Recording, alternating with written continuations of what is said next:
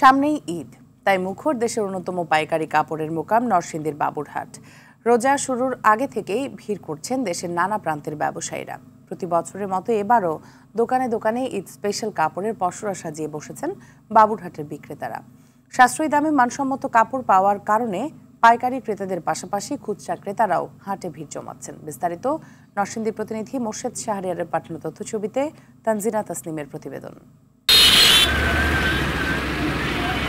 ঈদ উপলক্ষে দেশের বিভিন্ন জেলা থেকে আগত পাইকারি ক্রেতাদের ভিড়ে সরগরম দেশের অন্যতম পাইকারি কাপড়ের বাজার নরসিংদীর Shekherchar Baburhat. Sari, lungi, three piece, shirt, pant piece, পাঞ্জাবির কাপড়, থান কাপড় সহ দেশীয় তৈরি সব ধরনের কাপড়ের দোকানগুলোর অধিকাংশেই এবার দেখা দিচ্ছে চাঙ্গা ভাব।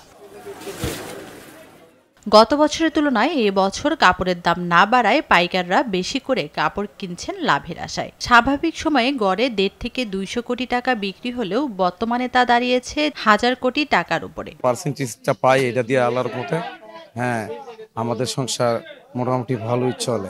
এদিকে মানে ভালো আর দামে কমের সুবিধা নিতে দেশের নানা প্রান্ত থেকে ছুটে আসছেন ব্যবসায়ীরা। আলহামদুলিল্লাহ ভালোই হয়েছে, গত সপ্তাহে এই সপ্তাহে একটু দম যাইতেছে, আশাবাদী, দেখা যাক সামনের হাটগুলোতে কি হয়। কাপড় কিনতে আসছি শেখেরচর বাজারে আলহামদুলিল্লাহ মোটামুটি কাপড়ের বাজার ভালো আছে। বছর মোটামুটি কাপড়ের রেট অনেকটা সেভ আছে, অনেক কমে পাইতেছি আমরা। নিয়মিত হাটের চেয়ে রমজানে বিক্রি বেড়েছে কয়েক গুণ।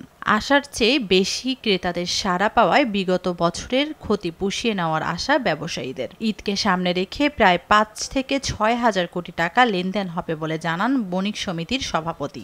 সারা দেশ থেকে পাইকার আসে, খুচরা পাইকার আসে, খুচরা পাইকার নামার কারণে বেচাকেনা একটু ভালো। রমজান মাস হলে 5,000, 6,000, 1,000 কোটি টাকা মতন বেচাকেনা। তানজিনা তাসনিম, RTV।